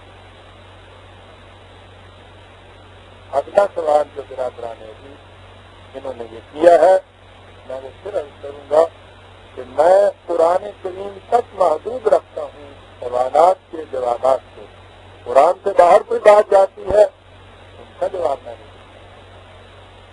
سوال ہے حضرت علی رضی اللہ تعالیٰ عنہ حضرت عائشہ رضی اللہ تعالیٰ عنہ کے درمیان جنگ کے دوران دونوں اطراف کے لوگ یعنی مسلمان مارے گئے، ان میں سے شہید کون تھے؟ یہ تاریخ کا سوال ہے، قرآن کا سوال ہے۔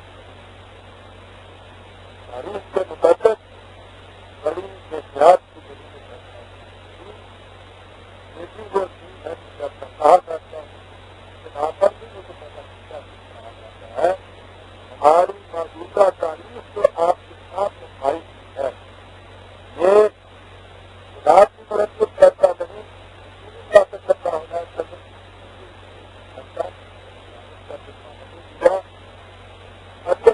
ہو رہا ہے۔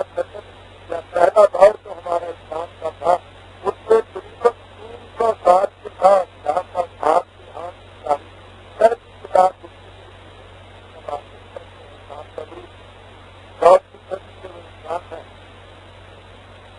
سال سے کم از کم کچھ ہو گئے نا، اور اس سے پہلے کوئی تحریری ریکارڈ نہیں تھا، ہمارے تحریری ریکارڈ موجود نہ ہو، اور 300 کے یا 400 سال کے بعد جہاں سے پہلی تاریخ مرتب ہو، وہ جو جامعہ تاریخ ہے، چھوٹی چھوٹی چیزیں سیرت وغیرہ کی اس میں احکام وغیرہ کی یہ ملتی ہے، لیکن آپ کے ہاں جو جامعہ تاریخ ہے جسے امت تواریخ کہتے ہیں، وہ امام طبری کی تفسیر بھی سب سے پہلی ان کی جامع اور تاریخ بھی ان کی، وہ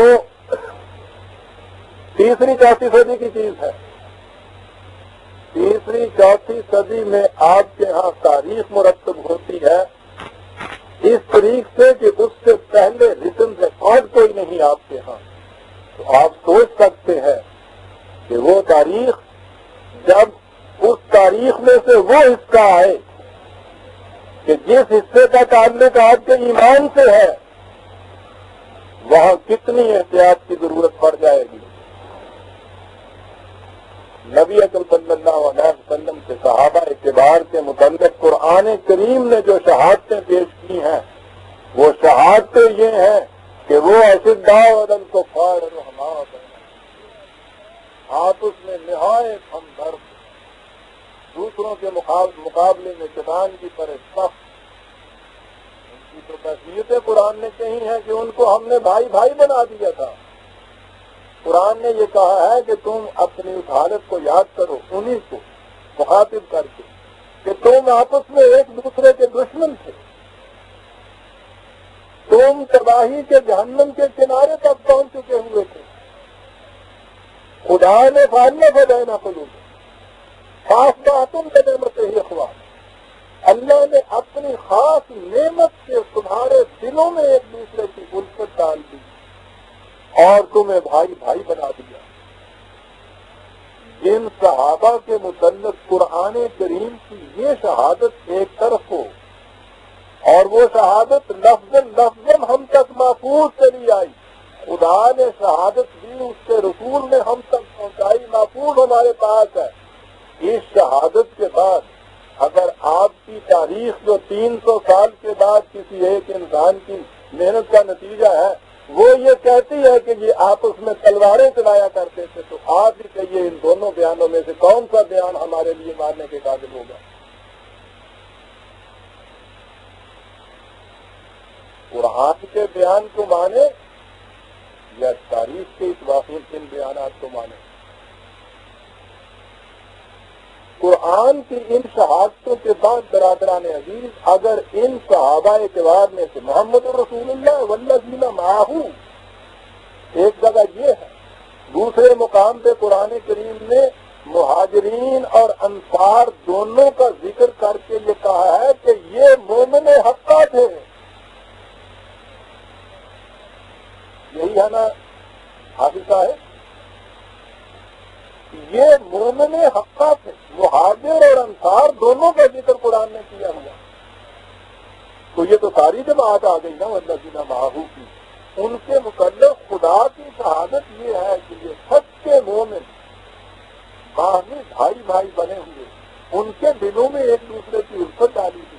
رحما بیٹھا ان کے مجسمے قرآن کی یہ شہادتیں، اور اگر انہی مہاجرین و انصار میں سارے شامل ہو گئے، اگر ان کے متعلق تاریخ ہمیں وہ بیانات دے کہ وہ ان کے خنجر ایک دوسرے کے سینے میں پیوست ہوا کرتے تھے، تو برادران عزیز اگر ہم تاریخ کے اس بیان کو مان لیتے ہیں تو قرآن کی ان شہادتوں کو کیا کریں گے ہم؟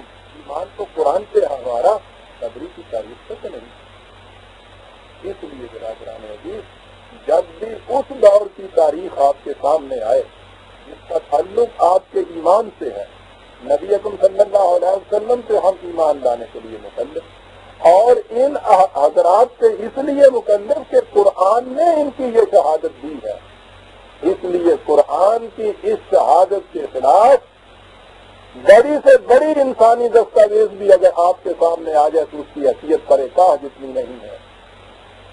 اس سے انکار کر دینے سے ہم کافر نہیں ہو جاتے، ہم گناہگار بھی نہیں ہو جاتے. قرآن کی شہادت کے خلاف کسی چیز کو مان لینے سے تو ہم دائرہ اسلام سے نکل جاتے ہیں.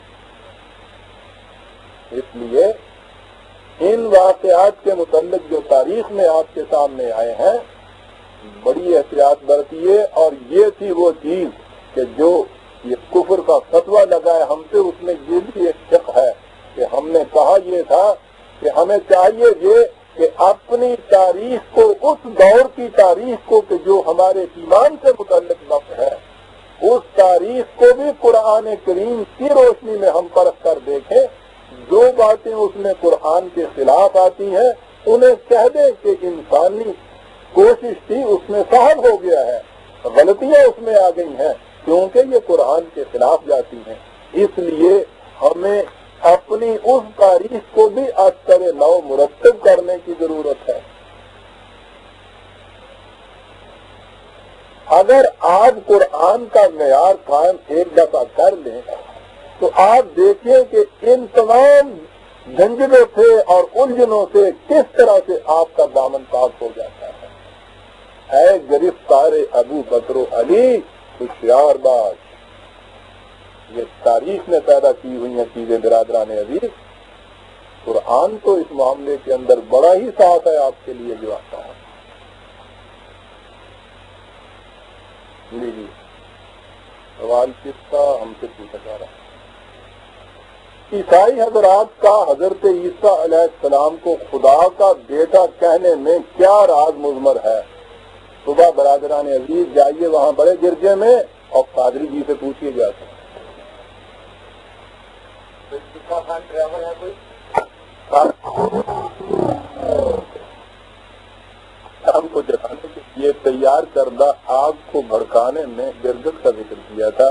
اس سے ذہن اسرائیلی روایات کی طرف چلا جاتا ہے. حضرت عنایت اس کی وضاحت فرمائیں کہ وہ کون سی آگ تھی جس سے ابراہیم علیہ السلام کو نجات دی گئی تھی.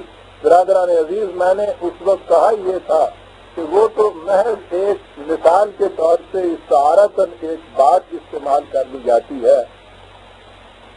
میں نے اس میں کہا یہ تھا کہ عام طور پہ یہی مشہور ہے، اور عام طور پہ مشہور کہنے کے بعد پھر میں یہ اب عرض کر دوں کہ ہماری کتب روایات میں یہ چیز آئی ہوئی ہے کہ حضرت ابراہیم علیہ السلام کے لیے جب وہ آگ روشن کرنے کے لیے بہت سا وہ ایندھن اکٹھا کیا گیا تھا تو باقی جانور تو اس کو بجھانے کی کوشش کرتے تھے اور گرگٹ اس میں پھونکے مارتا تھا تاکہ وہ آگ بھڑک اٹھے. اور اس روایت میں یہ بھی کہا گیا ہے کہ اس لیے گرگٹ کو مارنا بڑے ثواب کا کام ہے کیونکہ وہ حضرت ابراہیم کی آگ کو بھڑکا رہا تھا.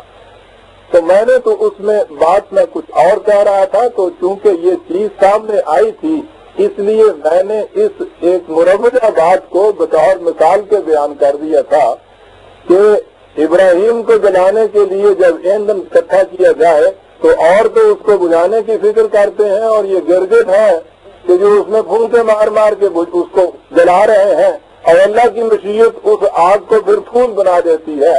یہ ایک عام مروجہ بات تھی جس کو بطور استعارے کے استعمال کر دیا گیا تھا. اصل میں یہ نثر میں شاعری ہوتی ہے. محمود صاحب ٹھیک ہے. ایسے مواقع پہ یاد رکھیے ایک چیز، جو چیز اس طرح سے کسی بات کو واضح کرنے کے لیے بطور مثال کے پیش کر دی جاتی ہے نا، ضروری نہیں کہ وہ تاریخی طور پہ بھی وہ صحیح ہو. یہ جتنے قصے آپ کو ملتے ہیں نا، یہ لیلا مجنو کے اور وامق ازیا کے اور یہاں سستی پنو کے اور نہیں وال کے اور ہیر رانجھے کے، یہ کوئی نہیں تھے حقیقت میں، سارے شاعروں کے ذہن کے کریٹ کیے ہوئے ہیں. ان کا استعمال وہ کر لیتے ہیں جس سے بات کی وضاحت ہو جاتی ہے. پروانہ جب آپ کہتے ہیں کہ شمع کا عاشق ہوتا ہے جل مرتا ہے اور یہ کچھ ہوتا ہے، اس بیچارے کے تصور میں بھی نہیں ہوتا کہ عشق کیا ہوتا ہے اور جل مرنا کیا ہوتا ہے. وہ اندھا ہوتا ہے، جاتا جاتا ٹکراتا ہے، غضب ہو جاتا ہے. شاعروں کے ہتھے کر دیا پھر پوچھو ہی نہیں پھر کیا وہ ہوتا چلا جاتا ہے کیا. تو ان چیزوں کو برادران عزیز لطائف کہتے ہیں. یہ حقائق نہیں ہوتے. لطائف کام آ جاتے ہیں حقائق کی وضاحت کے لیے. جب بھی لطائف استعمال کیے جائیں تو اس سے اتنا ہی کام سمجھیے لیا جائے گا، نگاہ اپنی حقائق کے اوپر رکھیں.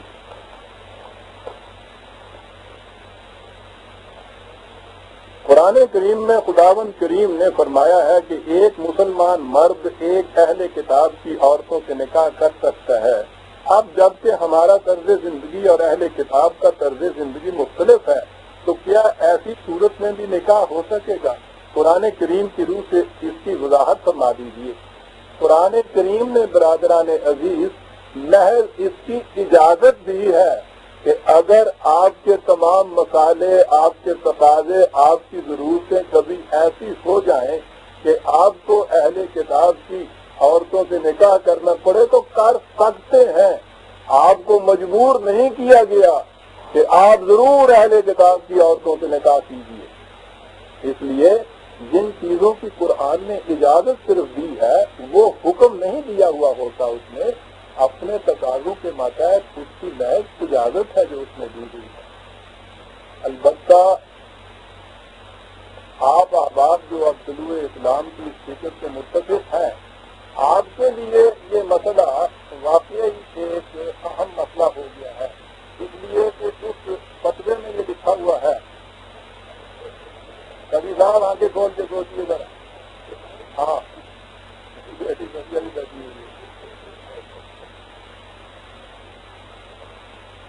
اس میں لکھا ہوا یہ ہے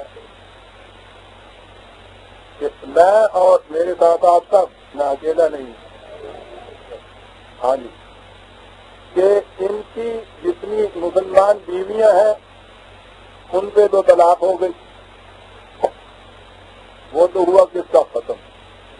اب اس کے بعد انہوں نے کہا کہ کسی مسلمان عورت سے ان کی شادی نہیں ہو سکتی، تو اب ہمیں تو اہل کتاب میں ہی ڈھونڈنی پڑے گی. وہ تو اللہ کا شکر کرو کہ اس نے یہ اجازت رکھ دی ہوئی تھی، ورنہ اس فتوے کے بعد ڈھونڈتے پھرتے.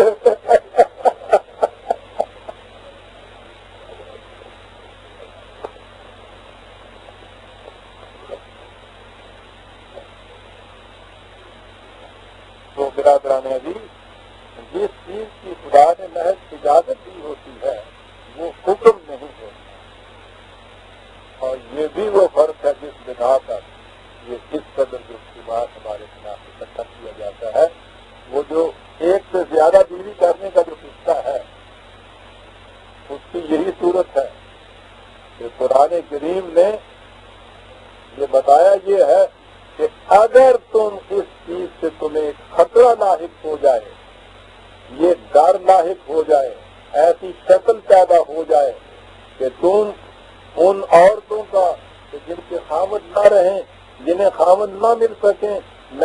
اوور ایج کی ہو جائیں یا وہ بچے جو یتیم رہ جائیں، معاشرے کے اندر ان کی بہتات ہو جائے، اگر یہ معاملہ ایسا ہو جائے کہ تمہیں خطرہ پیدا ہو جائے کہ اس کا کوئی عدل کی روح سے منصفانہ حل نہیں ملتا، تو پھر اس صورت میں اجازت دی جاتی ہے کہ وہ جو ایک بیوی کا قانون ہے اس میں اجازت ہے صرف اس چیز کی کہ معاشرہ اگر چاہے تو اس مسئلے کے حل کے لیے وہ ایک سے زیادہ بیوی کی اجازت دے دے کسی کو، بشرطے کہ وہ پھر اپنے ہاں دیکھے کہ وہ اس کے لیے عمل کر سکتا ہے یا نہیں، اجازت دی ہے۔ یہ مشروط ہے اجازت بھی۔ قرآن کریم کی آیت شروع اس سے ہوتی ہے، ان خفتم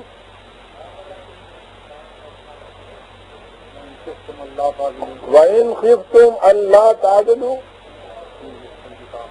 فِي الْيَتَامَىٰ فَانكِحُوا مَا طَابَ لَكُم مِّنَ النِّسَاءِ، اور آگے وہ چیز، اگر تمہیں اس چیز کا ڈر ہو کہ تم ان کے معاملے میں منصفانہ حل نہیں کر سکو گے تو پھر یہ ہے جس کی اجازت دی جاتی ہے۔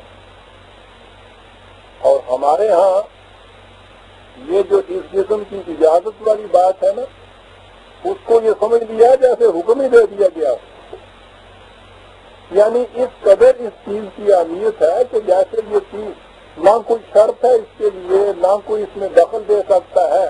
اور اس کے لیے عجیب بات یہ ہے، آپ بھی دیکھیے گا یہ جو چھپے ہوئے نکاح نامے ہوتے ہیں نا، ان نکاح ناموں کے اندر یہ جو پہلا حصہ شرط کا ہے نا، وَإِنْ خِفْتُمْ أَلَّا تَعْدِلُوا، یہ فکرہ کا آدھا حصہ آیت کا اس کے اندر سے گم ہوتا ہے۔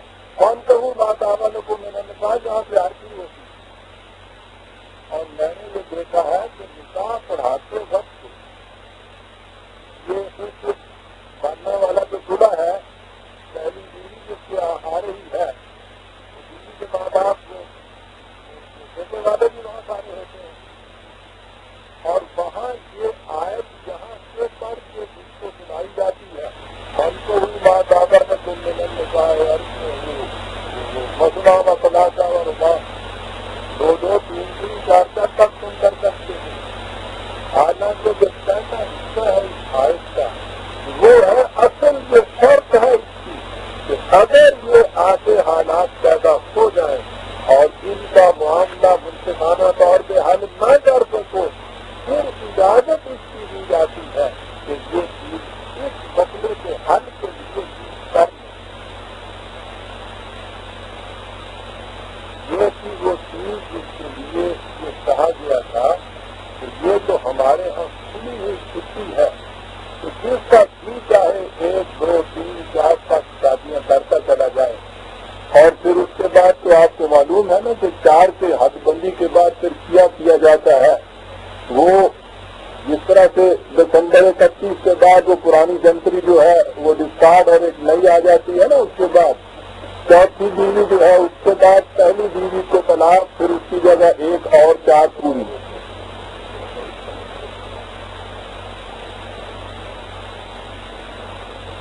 ایک مصنف سے لکھا ہوا ہے، ایک خود کا حال تو تھا، وہ بیویوں کی شادیوں کے متعلق کیا ہوا تھا، اس نے لکھا ہوا تھا کہ اس نے اپنی عمر میں غالباً 35 بیویاں کی، لیکن کسی ایک وقت میں بھی شریعت کے قانون کو توڑا نہیں۔ وہ 4 پوری رکھتا ہوگا نا۔ برادران حدیث نہ کیا یہ رہا تھا کہ جو احکام قرآن کریم کے مشروط ہے کسی شرط کے ساتھ، وہ اسی شرط کے ساتھ ان کی اجازت ہے، اور جن احکام میں صرف اجازت ہے وہ صرف اجازت ہے، حکم نہیں ہے اس کا کہ ایسا نہ کرو گے تم سے اس کی بات کو ہوگی۔ ان چیزوں کو ضرور یاد رکھیے آپ نے ذہن کیا۔ یہی تو وہ چیز تھی کہ جس کی بنا پر یہ چیز ہر ایک کو معلوم ہے۔ نبی اکرم صلی اللہ علیہ وسلم کی صاحبزادی حضرت فاطمہ رضی اللہ تعالیٰ عنہا، حضرت علی کرم اللہ وجہہ کی یہ چیز ہمارے ہاں کی کچھ روایات کے اندر موجود ہے۔ ایک دفعہ حضور کو یہ معلوم ہوا کہ حضرت علی رضی اللہ تعالیٰ عنہ دوسری شادی کرنا چاہتے ہیں، تو حضور نے مسجد میں ممبر پہ کھڑے ہو کے یہ کہہ دیا تھا کہ فاطمہ میرا جگر گوشہ ہے، جس کو تکلیف پہنچے گی اگر ذرا بھی اسلام کے اندر کے لیے ارادہ ہوا جا رہا ہے تو اس چیز کو سمجھ لینا چاہیے کہ میرے تکلیف پہنچنے سے، میرے دل کو تکلیف پہنچنے سے کیا چیز ہوگی، اس لیے اس کی اجازت قطعاً نہیں دی جا سکتی، اور حضرت علی رضی اللہ تعالیٰ عنہ کو اس کی اجازت نہیں دی گئی اور ان کی دوسری شادی نہیں کی گئی۔ رسول اللہ صلی اللہ علیہ وسلم کی بیٹی فاطمہ ہی نہیں، امت کی ساری بیٹیاں حضور کی بیٹیاں ہیں، اگر امت کی کسی بیٹی کو بھی کسی دوسری شادی سے کسی قسم کی تکلیف اور اذیت پہنچتی ہے تو اس کا صدمہ نبی اکرم صلی اللہ علیہ وسلم کے جگر مبارک کو اسی طرح سے پہنچے گا جس طرح سے ان کی اپنی بیٹی کے اوپر دوسری بیوی لانے سے پہنچتا ہے۔ برادران عزیز، یہ معاملے کتنے آسان نہیں، قرآن نے اس کی شرط رکھی ہوئی ہے، اس شرط کے تابع یہ چیز ہو سکتی ہے۔ نبی اکرم صلی اللہ علیہ وسلم کا یہ اسوہ موجود ہے ہمارے سامنے، اس کی روشنی میں یہ چیز کہنا کہ شاید ان چیزوں کے اوپر کوئی پابندی نہیں لگائی جا سکتی کیونکہ یہ چیز کھلی چھٹی دی ہوئی ہے، اس میں سے بھی چھٹی دی ہوئی ہے، ذرا قرآن سے پوچھ کے دیجیے، اور اگر کھلی چھٹی تھی تو معاذ اللہ نبی اکرم صلی اللہ علیہ وسلم یہ چیز کیسے کہہ سکتے کہ اگر کبھی، اور اگر خدا نہ کردہ میں نہیں اس چیز کو مانتا، میں کہہ رہا ہوں انہیں کی دلیل کے مطابق اگر اس چیز کو مان لیا جائے تو بات کہاں پہنچتی ہے کہ اپنی بیٹی کے اوپر اگر دوسری فوج آنے لگی تو اس وقت تو حضور نے یہ کہہ دیا، اور عام امت کی دوسری بیٹیوں کے اوپر 3-3 4 تک آتی تھی، اس وقت حضور نے کچھ نہ کہا، معاذ اللہ معاذ اللہ۔ حضور اور ان کے نزدیک اپنی بیٹی اور دوسری بیٹی میں فرق ہوتا ہے۔ میں نے تو کہا ہے کہ قیامت تک کے لیے امت کی جتنی بیٹیاں آنے والی ہیں ساری رسول اللہ کی بیٹیاں۔ بات میں یہ کہہ رہا تھا کہ جن معاملات میں مشروط حکم ہے اس شرط کے ساتھ ہی وہ حکم ہے، اور جہاں اجازت ہے وہ صرف اجازت ہے، وہ حکم نہیں ہے۔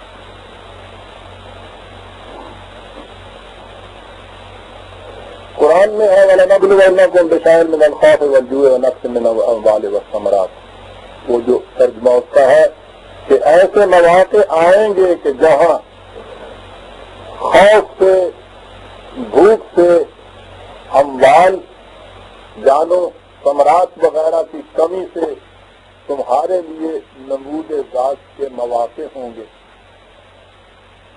تو آگے وہ ہے کہ ان لوگوں پر خدا کے صلاۃ و سلام ہے کہ جو ایسے مواقع کے اوپر یہ کہتے ہیں کہ آئیں یہ مصیبتیں اگر آتی ہیں ہمارا پاؤں حق کے راستے سے پیچھے نہیں جا سکتا۔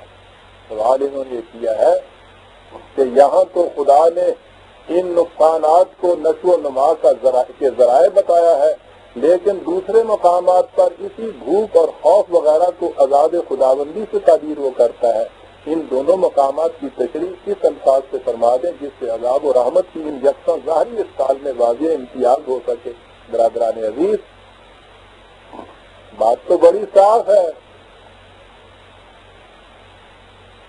آپ کے ہاں ایک ہی روٹی ہے اور آپ کے ہاں ایک سائل آتا ہے جو یہ کہتا ہے کہ میں 3 دن کا بھوکا ہوں، اور آپ ایک روٹی اٹھا کے اسے دے دیتے ہیں۔ بھوک تو اس کے بعد آپ کو بھی لگی، یہ بھوک کیا خدا کا عذاب ہے؟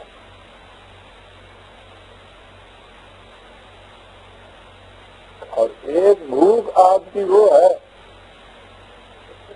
کہ آپ اپنی بدعمالیوں سے اپنے ہاں ایسی کیفیت پیدا کر دیں کہ دوسرے آ کر آپ کے ملک کے اوپر حاکم اور مالک بن جائے اور آپ کا رزق آپ سے چھین کے اپنے ہاں کی پرورش کریں اور آپ کو بھوکا ماریں، یہ خدا کا عذاب ہے۔ اپنے اختیار اور ارادے سے جب آپ کوئی اپنی چیز خدا کے راستے میں دے دیتے ہیں، حق و صداقت کے راستے میں دے دیتے ہیں، یہ رحمت ہے، اس سے ذات کی نشو و نما ہوتی ہے۔ اور جب وہ اسی قسم کی چیز آپ اپنا ہاتھ پاؤں توڑ کے محنت کی بجائے تعلیم اختیار کر کے جرتیں اور ہمتیں اپنے اندر مضبوط کر کے مردوں کی زندگی بسر کر کے دوسروں کی ذلت کی زندگی گزارا کر لیتے ہیں، تو یہ بھوک اور خوف وہ ہے جو خدا کا عذاب ہوتا ہے۔ آپ نے تو صرف بھوک کا ہی کہا ہے، ایک قدم آگے بھی تو بڑھیے۔ یہ تو خودکشی ہے جسے آپ شہادت کہتے ہیں، جہاں تک جان دینے کا تعلق ہے ان دونوں میں کیا فرق ہے صاحب؟ خودکشی میں بھی تو انسان خود اپنے آپ کو مار لیتا ہے، اور شہادت میں بھی انسان خود ہتھیلی پہ سر رکھ کے میدان جنگ میں جاتا ہے اور وہ یقین کے ساتھ جاتا ہے کہ میں نے وہاں جان دے دینی ہے۔ ایک اس قدر ناجائز اور حرام، اور دوسرے کی کیفیت یہ ہے کہ ان کو مردہ کہنا بھی قرآن کی روح سے ناجائز۔